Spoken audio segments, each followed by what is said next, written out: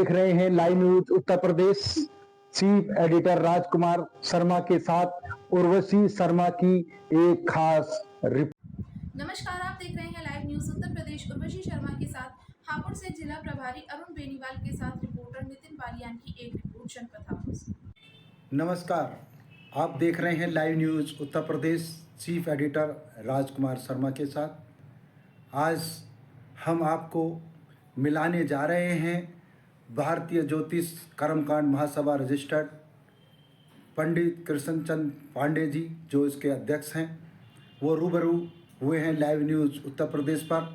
हम उनसे जानना चाहेंगे कि जो अभी 26 मार्च को आपकी पत्रिका का विमोचन हुआ है, उसके बारे में आपका क्या कहना है?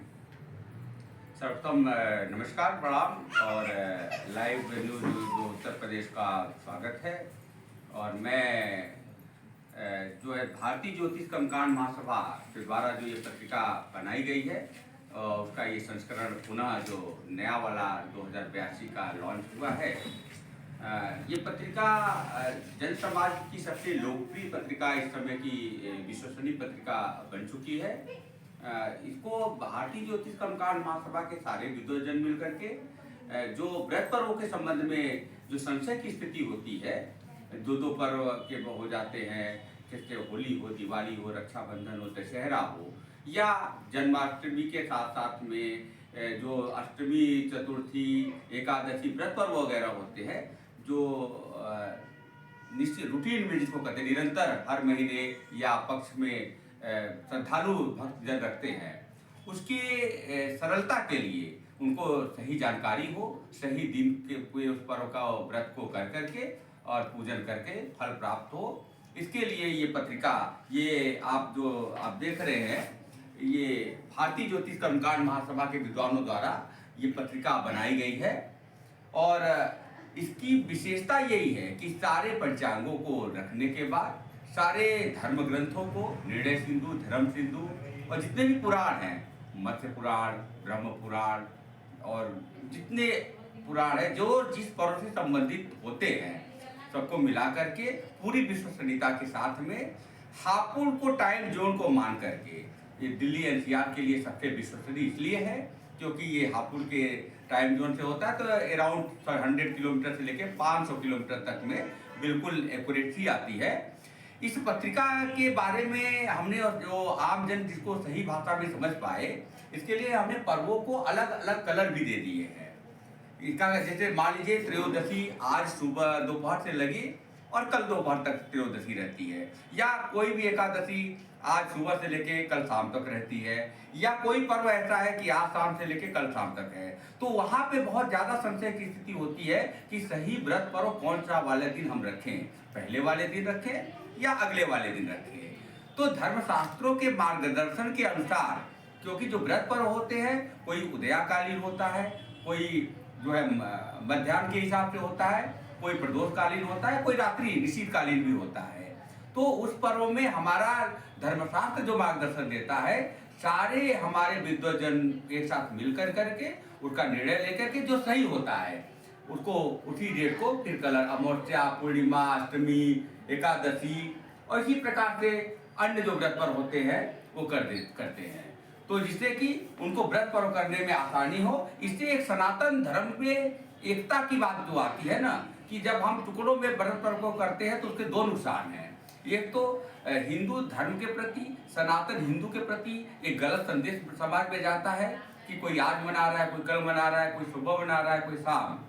लेकिन जब हम एक साथ करेंगे तो पूरे फल भी प्राप्त होगा और हिंदू सनातन धर्म की एकता भी होगी। और इसका जो विमोचन है अभी 26 मार्च को हुआ था, जिसको धर्माचार्य जो है, बहुत बड़े ज्योतिषाचार्य धर्माचार्य ट्रस्टी पशुपतिनाथ मंदिर के स्वामी अर्जुन प्रसाद वास्तोला जी मुख्य अतिथि के रूप में थे, जो संहिता शास्त्री एकमात्र विश्व के हैं और श्री पशुपतिनाथ मंदिर के ट्रस्टी भी हैं, और ज्योतिषाचार्य धर्मगुरु हमारे आदरणीय परम जो है डॉक्टर एच.एस. रावत जी मुख्य अतिथि में थे, और हमारे माननीय पुलिस अधीक्षक महोदय मुख्य अतिथि के रूप में थे जिन्होंने मिलकर के इस पत्रिका का विमोचन किया। इसके पहले का जो संस्करण था, प्रथम संस्करण माननीय मुख्यमंत्री योगी आदित्यनाथ जी के द्वारा उसका संस्करण हुआ था और द्वितीय संस्करण की भी प्रथम प्रति जो है माननीय योगी जी को प्रदान किया गया था।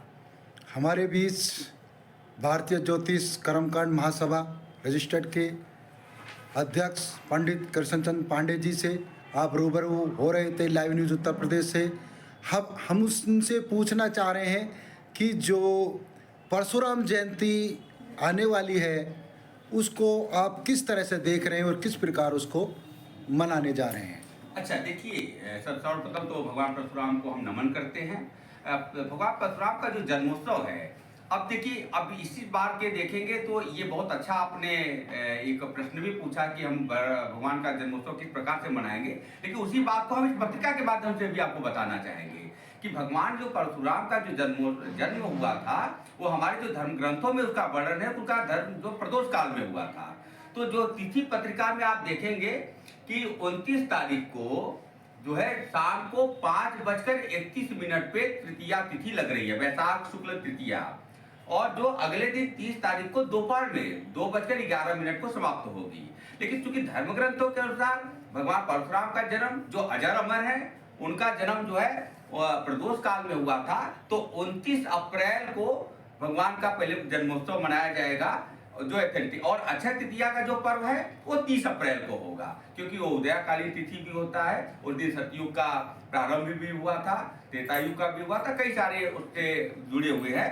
तो जन्मोत्सव जो मनाने की चीज है, तो इसमें हम अन्य संगठनों से, जो भी हमारे अन्य संगठन है, उनसे बातचीत निरंतर हम कर रहे हैं। पिछले वर्ष में बहुत भव्य झांकी निकाली गई थी भगवान परशुराम की, एक बहुत बड़ा समूह हजारों की संख्या में सब लोगों ने उत्साहपूर्वक हमने निकालते हुए और जन्मोत्सव को भगवान परशुराम जी का मनाया था। इस बार भी उससे कहीं और अच्छा करने का प्रयास है और हमारी बातचीत चल रही है। निश्चित रूप से उसका एक समय निर्धारित कर लिया जाएगा और हम जन्मोत्सव बहुत धूमधाम से 29 को या 30 को मनाएंगे, जैसा हम आपस में विचार करके निर्णय लिया जाएगा।